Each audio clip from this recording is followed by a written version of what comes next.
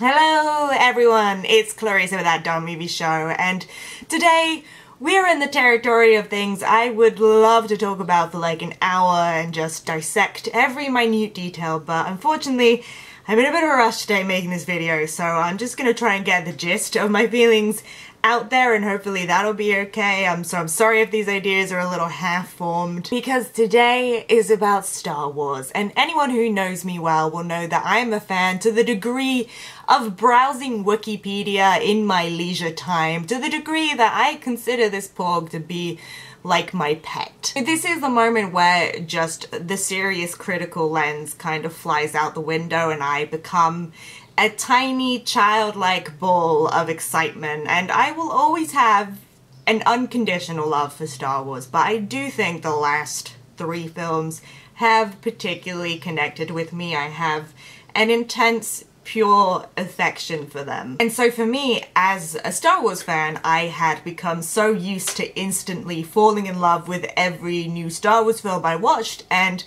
that didn't happen with Solo. And I think, you know, I'm human, I'm fallible, I had a moment of real disappointment. I just came out of the cinema kind of emotionally confused. I didn't really know quite where to place my thoughts on it, but I think now, the further away I get from it, the more positive I do feel about this film. I think just now that I'm able to contextualize my emotions a little more. And I think the best way I can frame it for you guys is to say that Solo: A Star Wars Story feels like Lucasfilm's attempt to introduce the Marvel structure into their franchise so that Star Wars can have the longevity that they're so craving for. And so Solo deliberately feels like it's trying not to be the new definitive Star Wars movie. There's this unmonumental quality to it, there's a lightness, there's an ease, it's trying very hard to please you, it's following familiar story beats, it just wants you to be entertained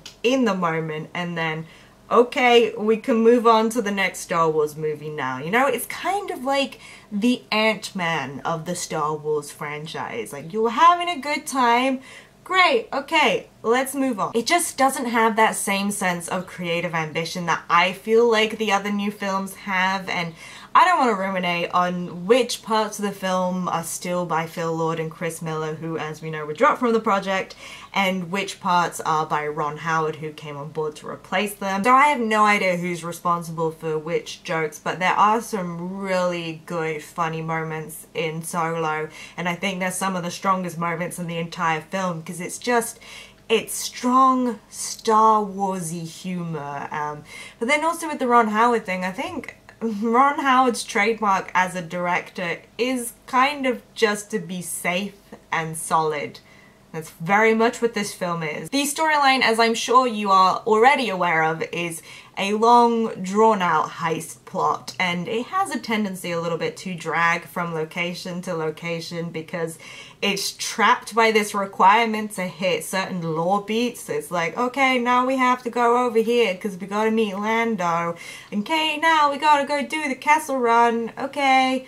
And there definitely are twists and turns, but those twists are quite broad and they're quite crowd-pleasing, or more specifically fan-pleasing. I have to say, I've been pretty pleased so far with how these movies have interacted with Star Wars lore, and I'm sure that's probably controversial to say, but whatever. But there are a couple of decisions in this film that did really bum me out, and just because it's so deliberately trying to please a certain section of fans, and I don't like the implications of where the universe might be heading to after this, and I won't say any more. Hopefully I didn't say too much already, but maybe we can talk about that at a later date. Okay, but now that I've purged all that negativity out, I did still have a lot of fun with this film, and I do want to make that clear because especially it kept intact the one thing that makes me a Star Wars fan, I think, and that's in the characters and how they relate to each other. And